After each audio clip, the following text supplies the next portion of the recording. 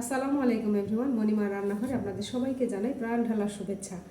আজকে আমি একটা নতুন জিনিস দেখাবো, যেটা খুবই মজাদার।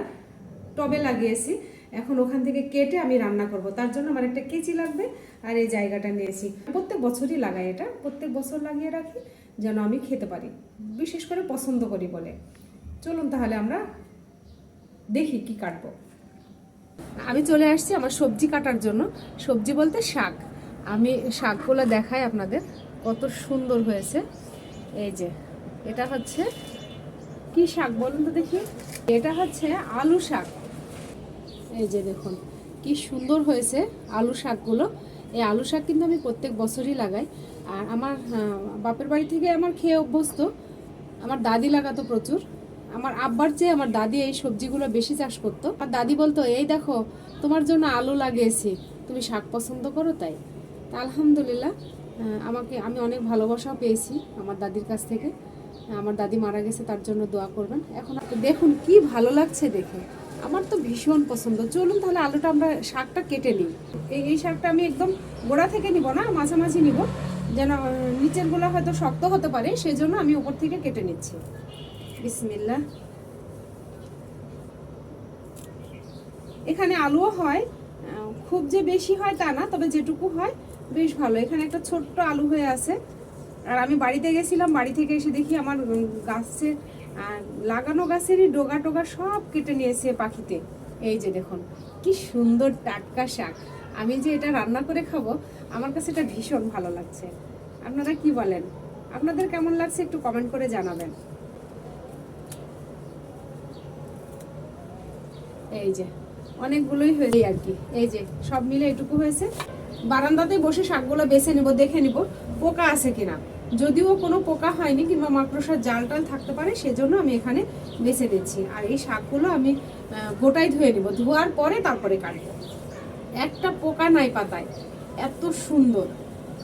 আমার বারান্দা কৃষির ফসল। শাক বাছা কমপ্লিট। এবার আমি শাকটা ধুয়ে নিব। এবার শাকটা ধুয়ে নেই, বালতির মধ্যে দিয়ে ধুয়ে নিব। একটু ধুলাবালি থাকে শাকে, একটু ভালো করে ধুয়ে নিতে হবে যেন ধুলাবালিগুলো না থাকে। শাকগুলো আমি পিস পিস করে কেটে নিয়ে আসছি। শাক কেটে একদম কুচি কুচি করে নিয়েছি। দেখুন একদম একদম ঝিরিঝিরি করে, যত চিকন করে কাটা যায় যতটা সম্ভব। আর সাথে কিছু আলু দিয়েছি এইভাবে কেটে। আলুর শাক আলু দিয়ে রান্না করলেই বেশি ভালো লাগে। রান্নাটা শুরু করি। পরিমাণ মতো তেল দিব। আর শাকে সবসময় তেলের পরিমাণটা একটু বেশি লাগে। দিলাম এখানে 2টা মাঝারি সাইজের পেঁয়াজ কুচি দিলাম, কাঁচা মরিচ ফালি করে দিলাম 4টা। এটা একটু বাদামি রং করে নেব। পেঁয়াজ বাদামি রং হয়ে গেছে। আদা রসুন বাটা 1 চা চামচ দিলাম। আমি এটা চচ্চড়ি বেশি পছন্দ করি, চচ্চড়ি রান্না করবো, সেক্ষেত্রে হলুদ দেওয়া লাগবে। ধনিয়া গুঁড়া 1/2 চা চামচ দিলাম। পাঁচফোড়ন গুঁড়া, জিরা গুঁড়া 1/2 চা চামচ, মরিচের গুঁড়া দিলাম 1/2 চা চামচ। শাকের পরিমাণ বুঝে লবণ দিতে হবে, তা নাহলে কিন্তু শাক খাওয়া যাবে না, লবণ বেশি হয়ে যাবে, কিন্তু শাক একদম কমে যাবে। পানি দিয়ে দিলাম একটু। শাক সেদ্ধ হতে তো সময় কম লাগবে, সেজন্য আলুটা দিয়ে দিলাম আগে। একটু আলুটা কষিয়ে নিব, তারপরে শাক দিব। আলু কষানো হয়ে গেছে, এবার সামান্য একটু পানি দিয়ে দিব। এবার শাক দিয়ে দিলাম। আলু শাক আপনারা কে কিভাবে খান আমাকে একটু কমেন্ট করে অবশ্যই জানাবেন। ঢাকনা দিয়ে দিলাম। শাকগুলো আবার একটু নেড়ে দিব। সামান্য একটু পানি দিলাম, আবার টেস্ট করে একটু দেখবো ঝাল লবণ ঠিক আছে কিনা, সেদ্ধ হলো কিনা। একটু লবণ লাগবে, সামান্য একটু লবণ দিলাম। ঢাকনা দিয়ে রাখলাম। এবার দেখি শাক রান্নাটা হয়ে গেছে, নামিয়ে নিব। চলুন দেখি শাকটা কি অবস্থা। মাশাআল্লাহ, শাক রান্না হয়ে গেছে। রস কমালে একদম শুকনা হয়ে যাবে। এখন নামিয়ে নেব। এবার শাকটা বেড়ে নেব।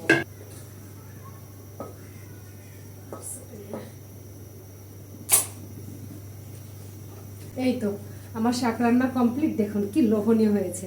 যারা কখনো আলুর শাক খাননি তারা অবশ্যই খেয়ে দেখবেন, আর যারা খেয়েছেন তারা তো জানেন আলুর শাকের স্বাদটা কেমন।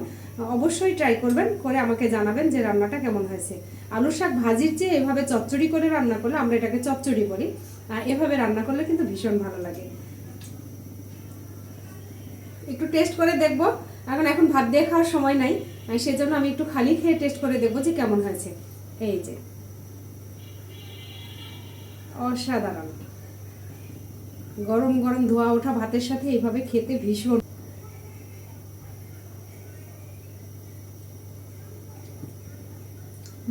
মাশাআল্লাহ, অনেক অনেক অনেক মজা, অনেক মজা।